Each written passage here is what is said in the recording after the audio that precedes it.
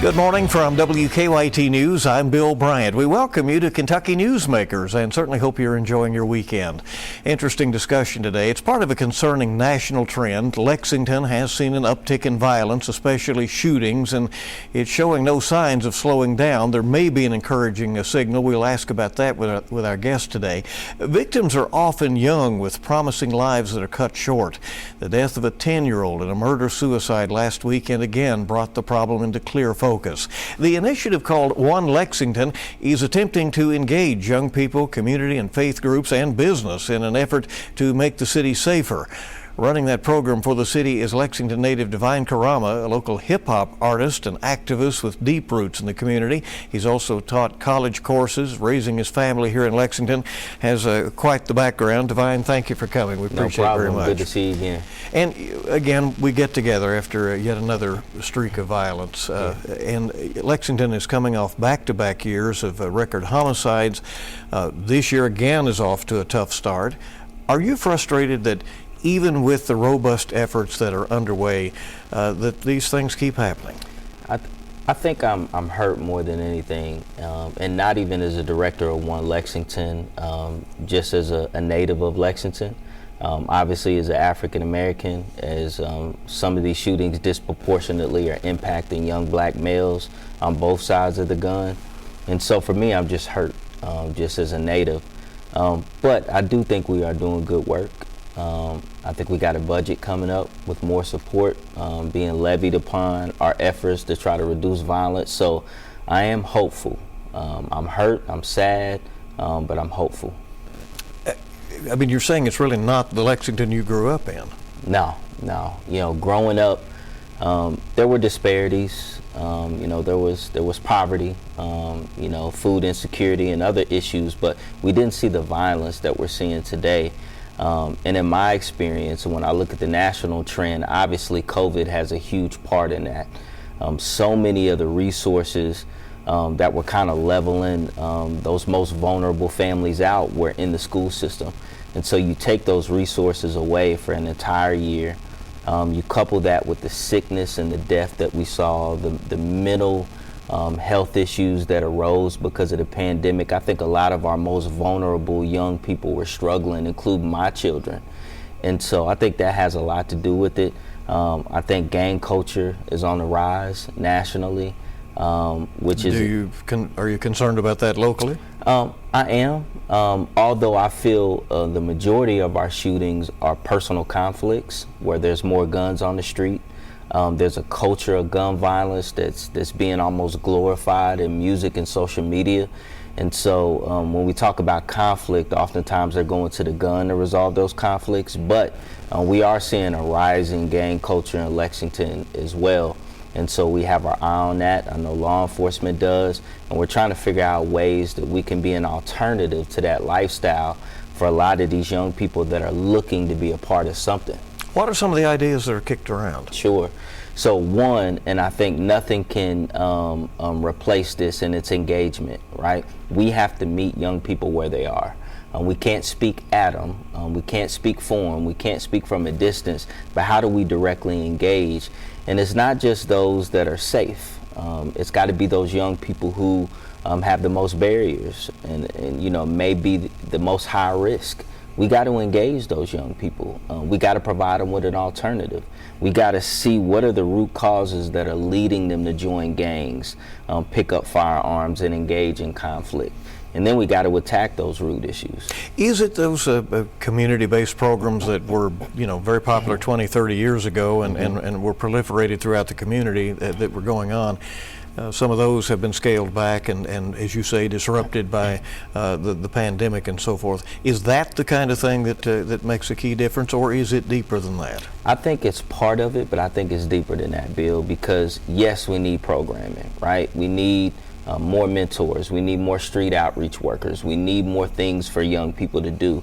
But a lot of this is deeply embedded within communities in Lexington. So when we talk about systemic racism, which was a hot button issue in 2020, but it seemed to be a trend for a lot of people and we don't talk about it anymore. But those issues are often risen above the surface whenever there's a a drastic change in society, like a global pandemic or a war or the stock market crashes, the people that are most vulnerable get hit the worst.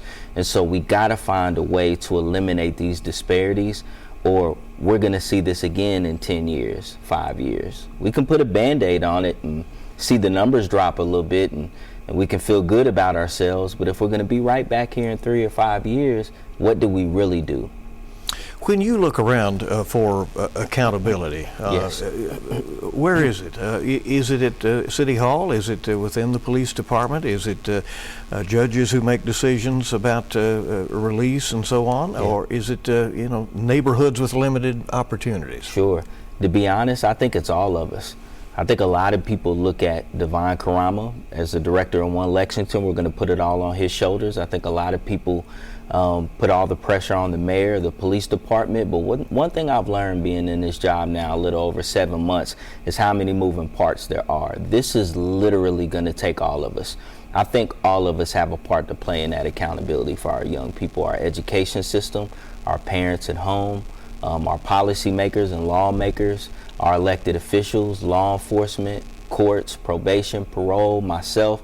All of us have a part to play, and the only way we're going to defeat this and truly reduce violence, we all have to play our part, and I believe our city is doing their best to do that. Do you feel that there is, at this point, people are on the same page in trying to move forward, or are they just, a table full of ideas and no real coordination of it? Well, I think that's kind of where I kind of come into play. I give you a prime example, really short. Every Wednesday we have a violence intervention meeting.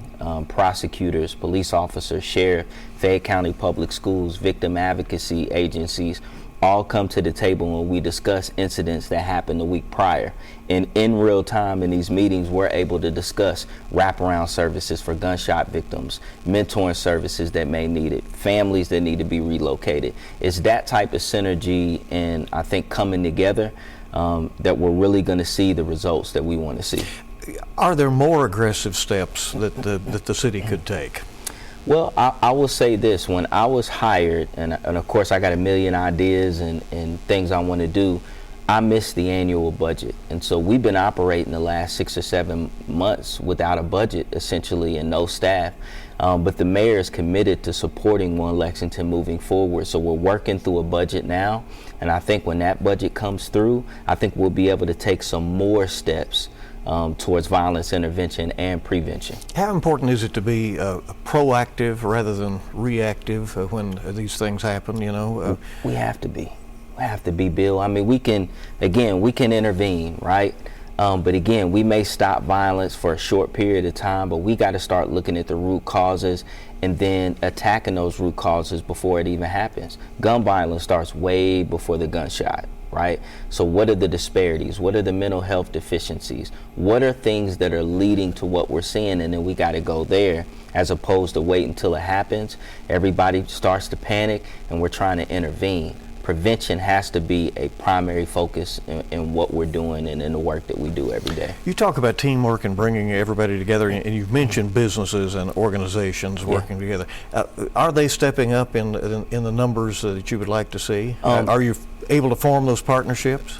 Yeah, I think so. Slowly but surely. I give you one example. We created a Be the Change scholarship for Bryan Station High School seniors of color who are going and pursuing a criminal justice degree. $20,000 scholarship. $10,000 was put up by Galls right here in Lexington on the north side. The other $10,000 was put up by Central Bank. And this is a renewable scholarship for 4 years. And that's the type of relationships that we've been able to build. Those are the type of things that businesses within the community are doing to step up. This clothing boutique has offered gifts to young people who are using art to talk about gun violence within the community. Soul Roses is another clothing company that has been highly engaged in working with our youth. And so it's those kind of unconventional partnerships that come outside of city government that we're going to need, and hopefully that sends a signal to more to come in and get involved. Devine, what has surprised you pleasantly and what has disappointed you in these months you've been in this position? Sure, I'll start with the good first. I think I'm growing a lot. I think I mentioned this with you when we sat down before, that this is truly pushing me, and I'm truly understanding how much of an all-in job this is. And so I think I'm a better person, a better father, and a husband, to be honest, because of this job and what it's taught me. And I'm understanding the impact that we could potentially have on communities that are struggling each and every day. But I think the hardest part of the job is understanding that it's thankless. When we do see good things happening in the community, we're not going to get the credit, but best believe, you're front and center when it's time for criticism. But to be honest, it's to be expected, and I'm okay with that. And so plenty of other surprises, but you take them in stride and you just continue doing the work. There are indications around the country, this is a trend, as we've noted, is national, and that people generally apparently support more resources for the police departments, but they're not exactly clear on how those should be put to use. What do you, as you look at the Lexington Police Department, what could they do better? I don't want to say better. One thing, we try to be respectful, because public safety and law enforcement are partners of ours, and they kind of respect the work we do. We respect their expertise. But I will say this and speak on this. One thing that I think will help our work, and something that the mayor has invested in, we need more community policing. We need more neighborhood resource officers that are on the beat, build a relationship with these families and these young people. And so they're not just seeing police show up when something bad is happening. And once you build that relationship, I think good things happen. And I think that that's something that the mayor is committed to recently, I believe. And so as we try to continue rebuilding the force. Do you have an idea of how many there are right now? I believe, I don't want to say the wrong figure, but I believe it is at least 10, I believe, neighborhood resource officers. We've done stories over the years. The officers get out and shoot some basketball for a time with some kids, or serve up some Kool-Aid or something. Those things make a difference. I think they do, and I see it because I'm out there. Even though I'm a director, because our organization is so small, I still have to do a lot of street outreach myself. And so being out there, seeing police officers engage community members, it just makes a world of difference. I was talking to Michael Jones, who's out in the Cardinal Valley area, and he prides himself in being a community-oriented police officer. And it's just inspiring to hear him talk about how he engages his community, not just enforcing within it, but engaging. And so that's what we need more of, not just in Lexington, but all around the country. The candidates for mayor have each said this is a long-term issue. Yes. And it will take time to solve. Do you sense a yearning in the public for things to happen faster? I think so. And I think, people, we're losing lives. We're losing young people. We just had a police officer get shot. We just had a 10-year-old get shot and killed. And so people see those gut-wrenching stories, and people want a quick fix, and I understand that's the generation we live in. We can pick up our phone and have access to whatever we want when we want. But violence reduction is not a phone app. We're not going to Google our way to succeeding in this problem. It's going to take a little bit of time. There's some things we can do in the short term, and we're doing it. But to make sure Lexington is safe in the future, it's going to be a long game, and we're committed to it. What would spell some success to you? And I think I probably asked you that question when you first started the job. Now, as you look toward your first year, I mean, you're 6-7 months into this. What would spell some measurable success? Sure. For me, I think what we saw last year, especially the second half of the year, is we saw violent crime and crime overall actually decrease. And so those are numbers that we can kind of be inspired by, right, within our work. But I would love to see the shootings decrease. I would love to see, juveniles, less juveniles in the court system. I would love to see our homicide number come down for a change, right? Because I think this is the third year in which it's increased. And so those are some measurable things. But to be honest, I want to see it continue to go down for the next 10, 20 years. I want Lexington, which still, when you look at the numbers, we're not nearly as bad as some other cities. But that doesn't mean much to the mother who just lost a son, right? And so we don't want to see anybody die by the hand of a gun. And we understand violence is going to happen, and there's violence of circumstance is going to happen. But if we can get rid of these senseless murders, these senseless shootings, that's the ultimate goal. What do you need from the community right now? We need people to get engaged. We don't need people sitting back on the sidelines watching, judging and talking about what those of us who are in the fight are doing or not doing. Whether that's sharing a post, whether it's connecting somebody to a resource, whether it's volunteering in the school system as a hall monitor, whether it's going to elementary school and reading, or it's joining us giving food out to the most vulnerable populations in Lexington. Let's get involved. This is an all-in thing. It literally takes a village, and that's what we're looking for. Pull more people into the village, more people to be a part of the solution, and not just talking about the problem. And set examples. That's it. Because in this generation, our young people, if they can't see it, they can't believe it, because they got these phones, right? And so they have to see us out in the community doing the right things. And if they see it, they can see that there's another way. They can see it's possible to do things in a more positive light, but we got to show them. Are you glad you got into this I am. line of work? Look, I mean, it's it gets tough, a little, right? It is, but you know what? It's purpose-driven work. I'm not an ambitious person. I'm purpose-driven. And so, I don't have aspirations to do this, that, or the third. I just want to help people, and I'm getting the opportunity to do that every day. If people want to know more about One Lexington and your efforts, Sure.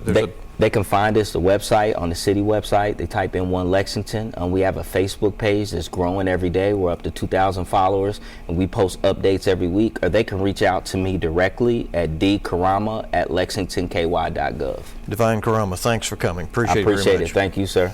And hope you'll stay with us. We'll be back on WKYT's Kentucky Newsmakers with a special report from our Garrett Weimer in just a moment.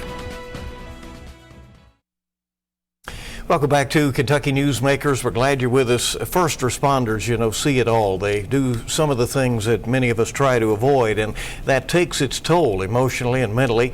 WKYT's Garrett Weimer is joining us right now. We're going to talk a little bit about that in an effort to give these first responders a break and an opportunity to heal.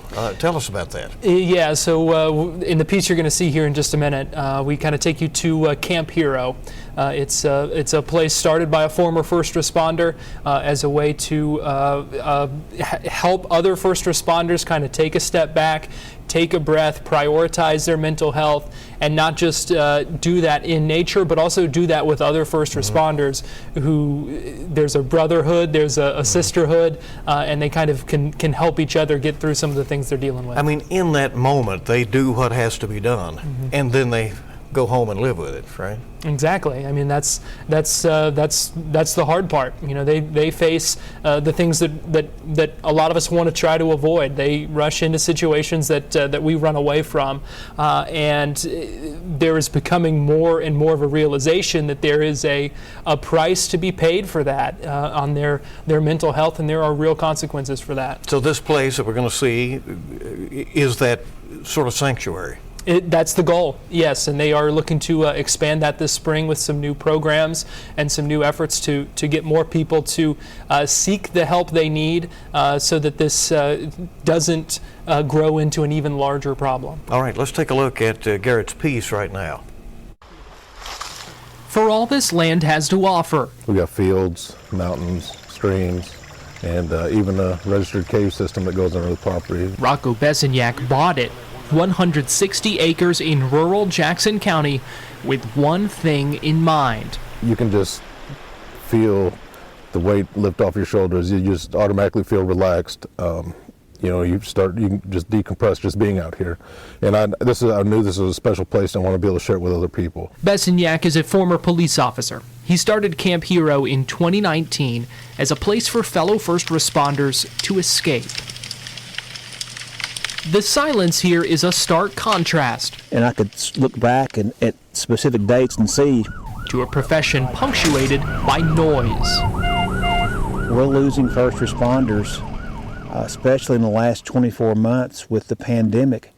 Just saying that I'm done. I can't deal with it anymore. Burnout and worse, post-traumatic stress, depression, suicide, all of it pointing to the increasing need for more mental health resources for first responders. We always thought that it was just the military, but with first responders, we found through science that, we deal with the same type of physical and mental issues. But there's still a stigma, and officials say some first responders are hesitant to reach out for help. And this is personal to you. I've lost friends to suicide because of the mental health. I've been there also in the dark place. You had me to the run at engine 5. In 2016, as a police officer, he was run over, dragged 20 feet, and forced to medically retire. That's when everything I've ever dealt with came to a head, and that's when I started dealing with the depression, PTSD, and everything, because I felt like that my identity was taken away. Besenyak has since found a new way to serve and is now taking it a step further. You could be around someone that you never even known, and within an hour you automatically just click. That could because you fought the same fight, you've been through the same thing. Teaming up with the Nature Reliance School, hoping a new nature immersion program will help even more first responders take a breath of fresh air. We've got the research backing us up that being outdoors is good for all of us. Those that are hurting, those that are taking care of us, we wanted to be a part of doing whatever we can do to basically point people back to nature, which is part of all of us. Turning off the two-way and getting away from the noise for a while can do a lot of good. You could just sit here and just listen to the water and just relax, look at the surroundings, look at the light reflecting off the rocks, look at, the trees, and you completely forget everything that is stressing you in life. A sanctuary to take care of those who often bear the burden and the invisible scars of caring for us. People tell me all the time, thanks so much, you don't know how much this has helped me. And I'm like, it's helped me just as much as it's helped you. In Jackson County, Garrett Weimer, WKYT. Peaceful place, right? And that's It the is. goal? It's beautiful out there, and they've got a couple different sections out there. You saw a little bit of it. He mentioned the cave system running underneath. There's just a lot to offer out there, and really a lot that they're going to be able to do with that nature immersion program. Does he feel there will be a good response to this, or are those who would be hesitant to step in, and especially here in the beginning? So they said that they expect there to be, once they get the ball rolling with this, a great response. They know there's a need for it. They know there's a growing need for it. But at first, they do expect there to be a little bit of an issue because there's such a stigma that surrounds mental health in general, but also when you're talking about first responders. And one of the things that the folks we talked to for that story talked about is the need to be 12 foot tall and bulletproof when you're doing your job. And sometimes it can be hard to separate that and seek the help that you need just because of that stigma. There is an effort now to get that in the legislature, first responder PTSD recognized. That's right, because there's a difficulty, and this is from other folks that I've talked to, a difficulty in getting benefits and recognition for PTSD as a mental illness, because it's not recognized currently, not recognized unless you have a physical injury that kind of goes along with it. And so there's a legislation proposed in this session to change that. It has been proposed before. It hasn't gone anywhere, but we'll see what happens this time. You're working on that more. Now, in the week ahead, there's a piece I know you've been working on, nursing home staffing. That's right. It has been, just like so many other industries, dealing with staffing shortages and that kind of thing. But there's really a ripple effect that comes with that. Backs up hospital beds, other ripple effects as well. And one thing that's interesting that we talk about in the piece coming up on Thursday, part of the solution, part of the short-term solution to this nursing home staffing problem is also part of what's feeding the problem as well. Garrett, if people have ideas for WKYT Investigate, you welcome those. You'd like to hear from folks, and how do they contact you? Absolutely. You can contact us, investigates at WKYT.com. We are always looking for ideas and things we need to be looking into. All right, Garrett Weimer, thank you. Appreciate you stepping in, and an interesting piece and great work you're doing. Thanks, Bill. Hope you'll stay with us on WKYT's Kentucky Newsmakers. We'll be back to wrap up in just a moment.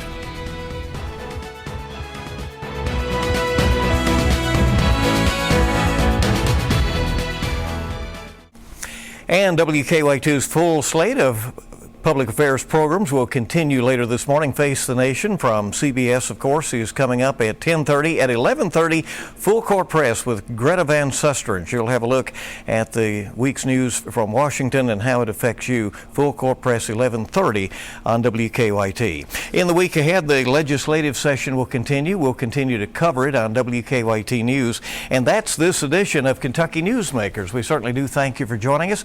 I'll see you this week on WKYT's Evening Newscast and hope you make it a good week ahead.